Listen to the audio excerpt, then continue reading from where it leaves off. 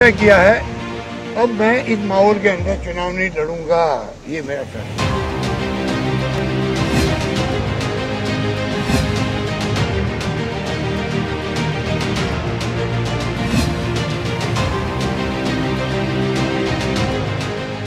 मैंने सोनिया जी से भी सॉरी फील किया है, माफी मांगी है।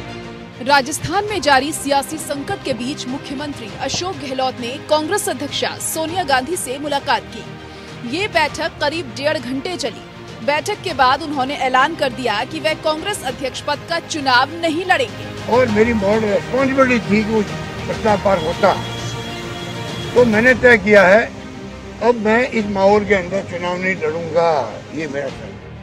इतना ही नहीं, उन्होंने कहा कि राजस्थान में जो कुछ हुआ उसके लिए वे काफी दुखी हैं। इसके लिए उन्होंने सोनिया गांधी से माफी भी मांगी। मैंने सोनिया जी से भी सॉरी फील किया है, माफी मांगी है, क्योंकि एक सिंपल प्रस्ताव जो होता है एक लाइन का, वो परंपरा हमारी है कि एक लाइन का प्रस्ताव तो हम करते ही करते हैं, हर मीटिंग के अंदर करते हैं, चाहे चुनाव हो, चाहे मुख्यमंत्री के बारे में कोई फैसला करना हो। एक फैसला करते वक्त में एक लाइन का प्रस्ताव करने का हमारे यहाँ हमेशा से ही कायदा रहा, आप सबको मालूम है, आप सबको मालूम है। दुर्भाग्य से उस वक्त ऐसी स्थिति बन गई, वो प्रस्ताव पास नहीं हो पाया। जब मौके पर मौजूद मीडिया ने गहलोत से पूछा कि क्या वे राजस्थान के सीएम बने रहेंगे, तो उन्होंने कहा कि ये फैसला वो नहीं करेंगे, इसका फैसला सोनिया गांधी करेंगी। मुख्यमंत्री बने रहेंगे सर, ये फैसला मैं नहीं करूंगा, ये फैसला सोनिया गांधी जी करेगी, कांग्रेस अध्यक्ष करेगी। Thank you. हालांकि राजस्थान में कांग्रेस हाईकमान संकट को खत्म करने के जितने भी प्रयास कर रहा है, उतनी ही समस्याएं बढ़ती दिखाई दे रही हैं। जहां दिल्ली में एक और सोनिया गांधी और अशोक गहलोत की बैठक चल रही थी, तो वहीं जयपुर में सियासी हलचल तेज हो गई थी। अशोक गहलोत गुट के विधायक गोविंद राम मेघवाल ने धमकी दी कि अगर दूसरे गुट के नेता को सीएम बनाया गया तो हम सभी विधायक इस्तीफा दे देंगे। उन्होंने इशारों में सचिन पायलट पर हमला बोलते हुए कहा कि ऐसा पहली बार हुआ था जब पार्टी के प्रदेश अध्यक्ष रहे शख्स ने दूसरे दल के साथ मिलकर सरकार बनाने की कोशिश की थी। गोविंद राम मेघवाल ने कहा कि अशोक गहलोत के अलावा किसी और गुट के विधायक को सीएम बनाया गया तो हम सभी इस्तीफा दे देंगे। मेघवाल ने कहा कि हम लोग मध्यावधि चुनाव के लिए भी तैयार हैं। मेघवाल के बयान को हाईकमान पर दबाव की रणनीति के तौर पर देखा जा रहा है। दरअसल गहलोत गुट के विधायकों की इस तरह की दबाव की राजनीति के चलते ही हाईकमान और अशोक गहलोत के बीच तनाव की स्थिति बन गई है।